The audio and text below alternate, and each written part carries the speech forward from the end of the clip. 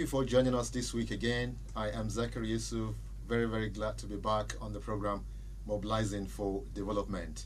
Today, we'll be looking at some of the areas of intervention which M4D has actually been in it. And again, we shall be having our guests in the studio as usual. They are already here, and they are all from Jigawa State, unlike in some of our previous program where we have guests from Kano, Kaduna, and Jigawa State. So Jigawa people are all on the ground today. We'll be looking at social interventions, particularly cluster farming. And remember, M4D aims to enhance local governance, contributing to improving service delivery in selected local government areas of Kano, Kaduna, and Jigawa State. M4D is funded by the UK Department for International Development and managed by the Palladium Group. My name is Zachary Yusuf. My guests are Alhaji Muhammad Usman Hadeja. He is the Director, Education Resource Department, Jigawa State. You're welcome to the show, sir. Thank you. And also have a Deputy Director, Planning, Research and Statistics, Alhaji Musa Isiaku, also from Ministry of Education, Jigawa State. You're welcome, sir. Thank you. And the last but not the least, Alhaji Mohammed Sheikh Mujaddadi is the SA to His Excellency on Economic Power, His Excellency the Executive Governor of Jigawa State, yes, on economic empowerment. You're welcome to the show. Thank you very much. All right, all is now set, and like I told you, our focus is on cluster farming as part of social intervention in Jigawa State. What is the nature of work going on partnering with M4D in the area of social interventions like education and cluster farming for secure livelihoods in Jigawa State? Thank you very much.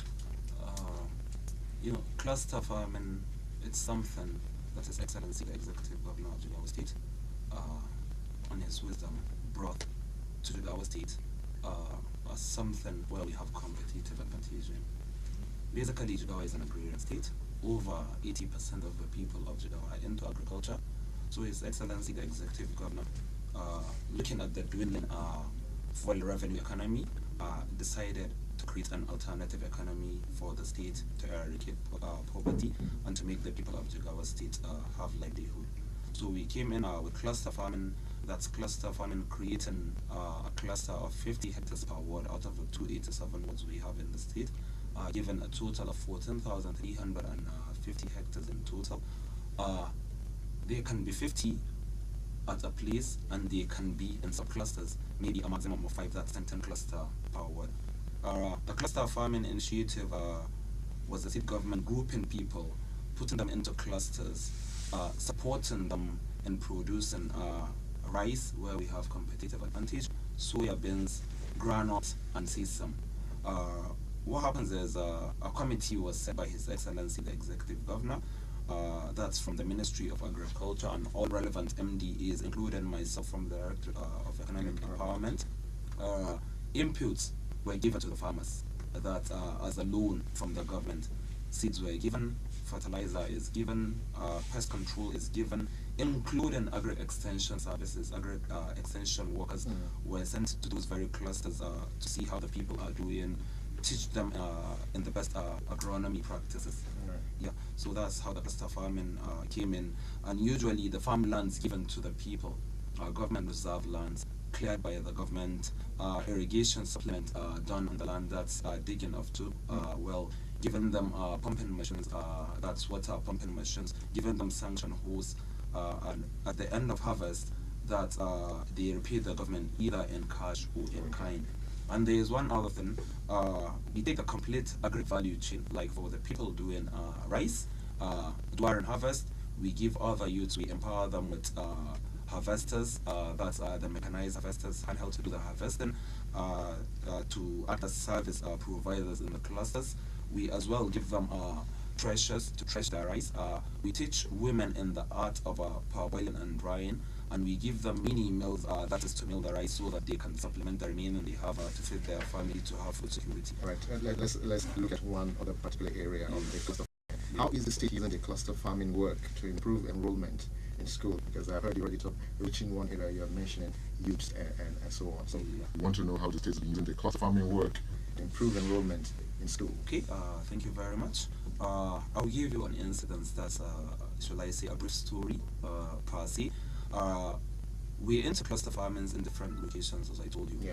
And there's M4D. M4D is working in 3 local governments. Yeah. That's Miga, Ringim, and Malamuduri. Yeah. And Ringim is the place where we recently started another. We expanded the cluster farming. That's for youth in agricultural empowerment, because the cluster farming is subdivided into 2. Okay. We have this cluster of farmings that we give 50 hectares, maximum of 5 subclusters, that's of 10 hectares each, and we have a compacted one that we give like, let's say, 500 hectares of land. Those very 500 hectares of land, we mobilize the youths, we mobilize the cluster farmers, and we put them on. So while we were about to start that very program, the M4D came with a report. They met me, we discussed, saying that they have low turnout, they have this out of school girls in Miga local government. And I told them that we're going to expand this cluster of farming, youth and agricultural empowerment. Yeah.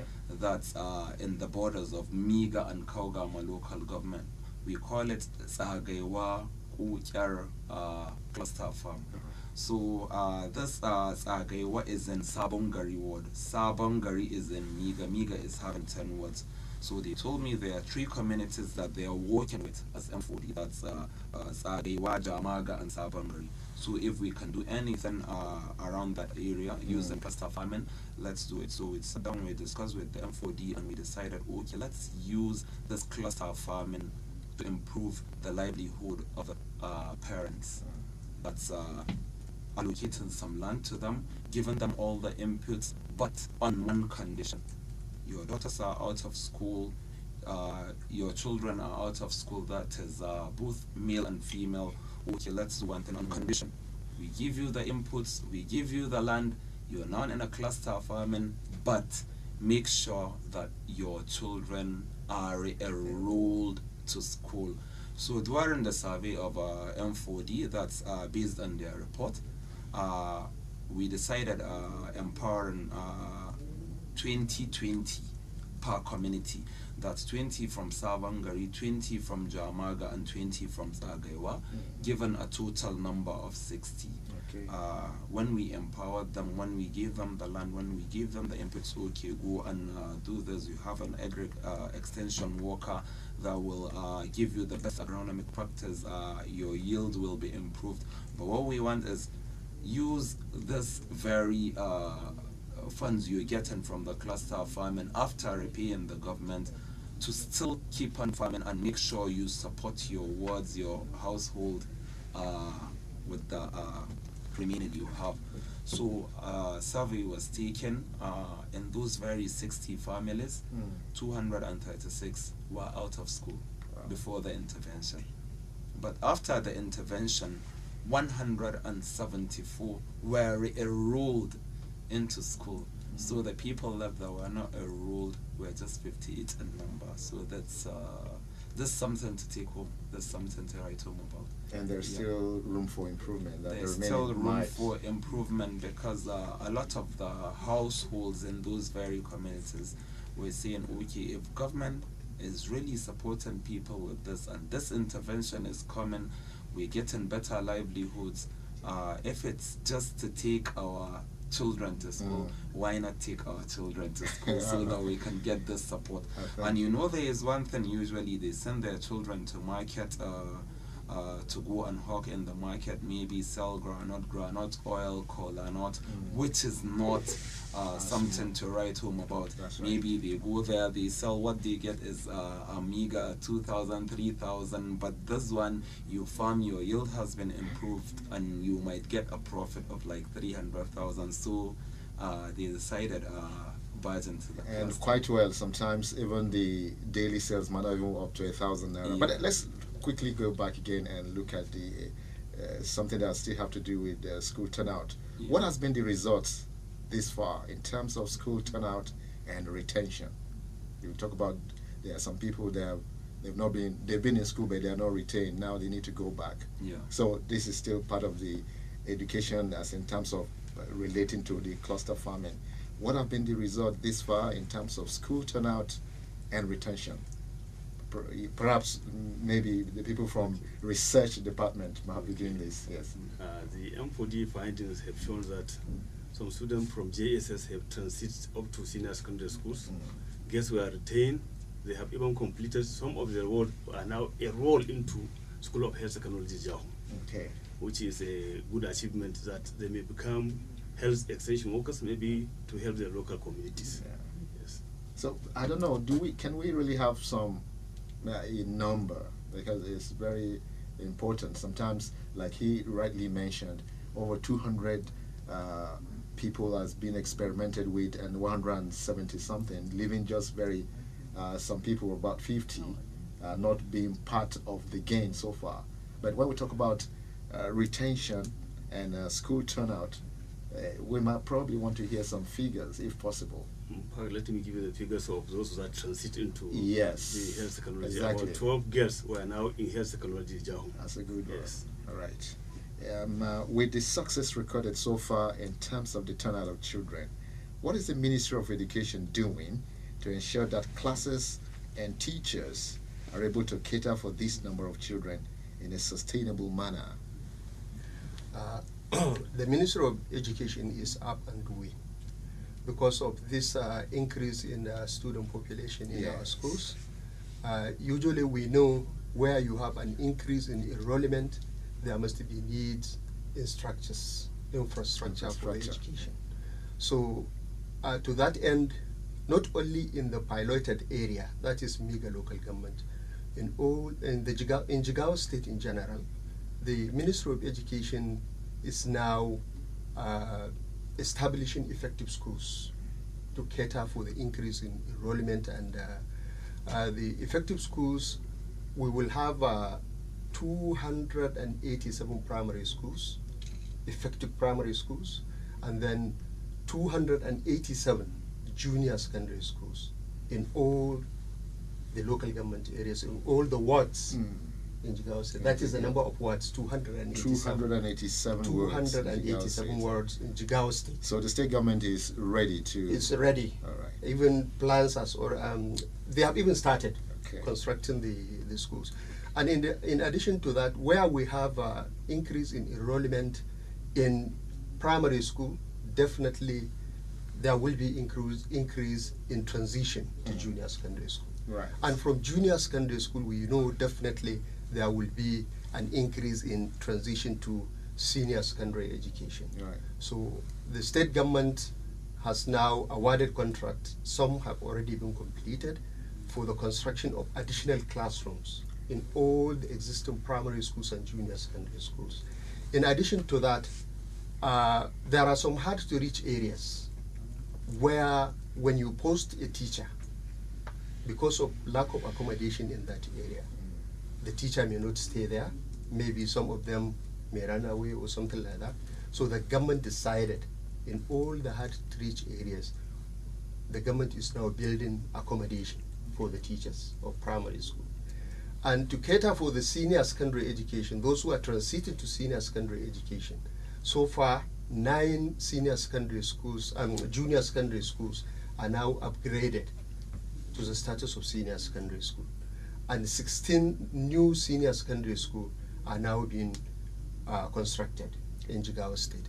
And in addition to that, the government decided again, or the ministry, under the change agenda of the Ministry of Education, decided to establish science centers of excellence across the state, meaning now if you have a conventional secondary school or a secondary school where you teach, where students offer courses in humanities and other courses, there must be need for those who will go into engineering, health, and other fields. So science and technology is now being considered. So 9 centers of excellence are now established, and even the laboratory equipment, ICT equipment have already been purchased, was 300 million. So in other words, it's like the state government is trying to scale up this into across all the local governments in Jigawa State. All right. So currently there are issues that's related to the cluster farming. I'm coming back to the SA.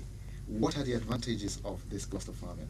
Even though you mentioned few earlier on, but let's have the full dosage. Okay. The advantage of the cluster farming is, as I already told, there are certain commodities that have been produced in the state that we have competitive advantage.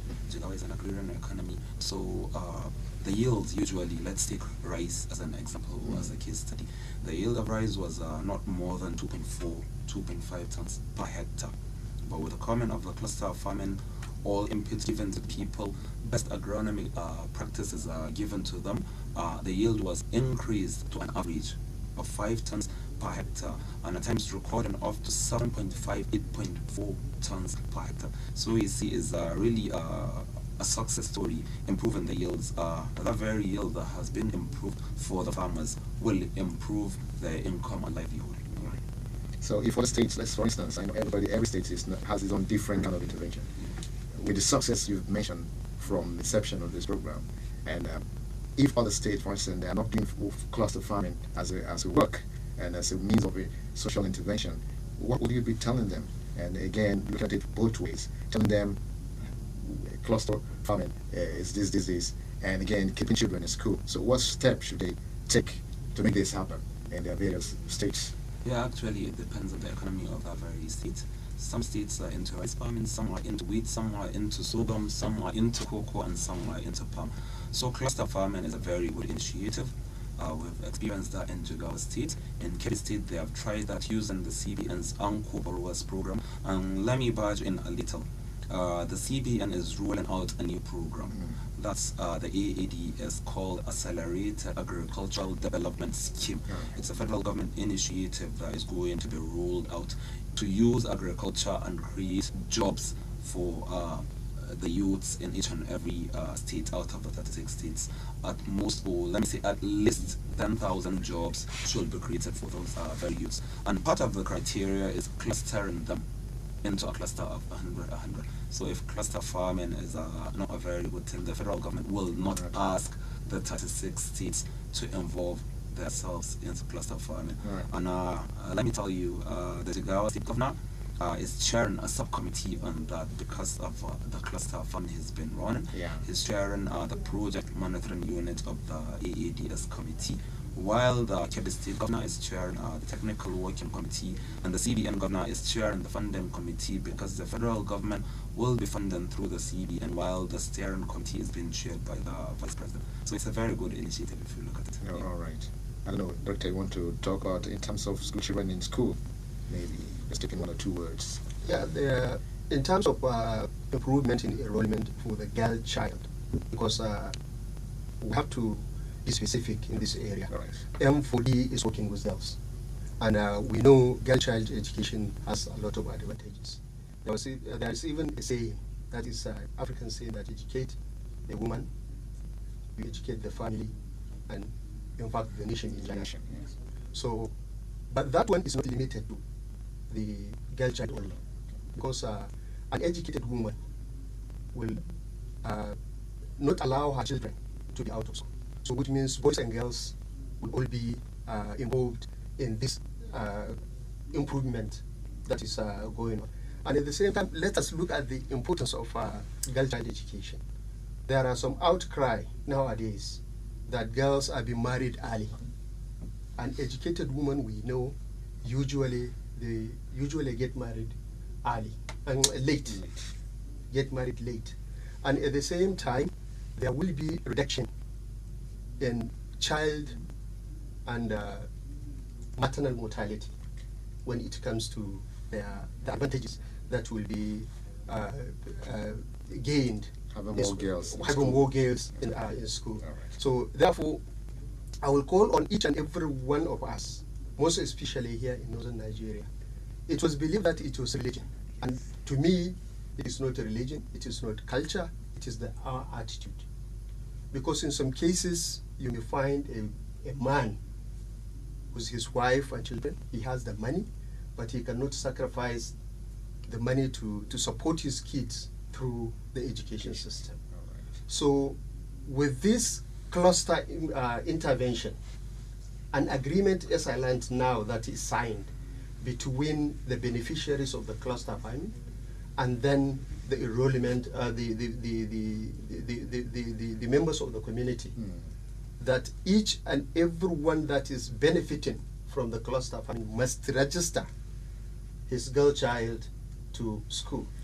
So I think if that is done in other areas, replicated in most of the local governments in Jigawa State and even the northern state in general, definitely there will be great improvement in terms of enrollment of girl child, enrollment, retention, and completion for the girl child education. I want to come back to the essay again. Now, you've mentioned almost every part of the farm implement is given by the government. The land is given, everything, including some money. General overview. Would you say the rate of return of such loans has been very fantastic? Yeah, we started this in the year 2016. We came into government in 2015. We started in 2016. And to tell you, we have an outstanding repayment of 70% from the cluster farmers. You know, there is attitude, you get 70% repayment. It's wonderful, it's perfect because of the attitude and the characters of our people. Yeah. So it's an outstanding repayment of 70%. So I believe we have great successes. Yeah, so it's really good to know that. Now, again, before we round up, what are the key learnings from this initiative this far? Yes, what are the key learnings so far? Yeah, the cluster farming is a very good initiative. One of the key learnings is the federal government trying to replicate such in the 36 states. That's one. And two, the little conditional agreement we had with the people in this community in Niger, it led to their girl child going back to school. Yeah, that's it. And another thing is the improved yield and a lot of livelihoods to the people. Probably if you go to the media, other media, social medias, newspapers, print medias, check on it, you'll see a lot of people that went for Hajj operation this year are farmers. Yeah. So that's a very good improvement and a take home from it. All right, before we go, Director, I don't know if you have any other message you want to pass across, even though you said a clarion call you sent to the northern Nigerian people. Yes, generally, any additional clarion call? I can say partnering with M4D in the three communities has brought out silent issues that we at the Ministry of Education could have not come to our couldn't have come to our notice that the number of girl child that are not registered in school existed in that magnitude, because whatever we have been doing, we go to the local government areas, we discuss with the education secretaries and the local government community. We have SBMCs in place, we have SSOs in place, that is school support officers in place, we have SSIT, school support improvement team in place. So to that effect, now that M4D has came in, and we found out that we still have some gaps to bridge between enrollment, transition, completion of girl child. From the indicators they showed that currently they have 10 students, 10 female graduates, senior secondary school graduates awaiting admission into tertiary institution. And that existed in only three communities in one local government. If this one is replicated in other local government or the whole of Jigawa State, what will happen? We will see the increase in enrollment of the girl child, and definitely the shortfalls we have in terms of medical doctors, health workers, nurses, and what have you, will be reduced to the barest minimum in the next 2-3 years. All right, thank you. Let's talk about, look at Malam Isiaq. Maybe you have one or two words you want to chip in before we finally round up the program. As looking at you, where you're coming from as the Deputy Director, Planning, Research and Statistics. Yes. From this finding of M4D, one can see that there is a direct link between livelihood and maybe ability to send a child to school. By engaging these people who are mainly farmers into cluster farming and putting them on certain condition, one can see that with the increase of the livelihood, there's also an increase in the enrollment. Okay. So I think if this practice, the enrollment, retention and completion will also increase. All right, here we come once again to the end of the show, and you should know that we are looking at social intervention. Cluster farming has a lot of advantage, as you heard from the SA, to His Excellency the Executive Governor of Jigawa State, who is also the Directorate of Economic Empowerment. Lot of advantages in it. So why don't you seize the opportunity and be part of that program ongoing in Jigawa State? And probably if you are not from Jigawa State and you're listening to us right now, it's something that is worth trying as a group of people, as a way of empowering yourselves, particularly the youths.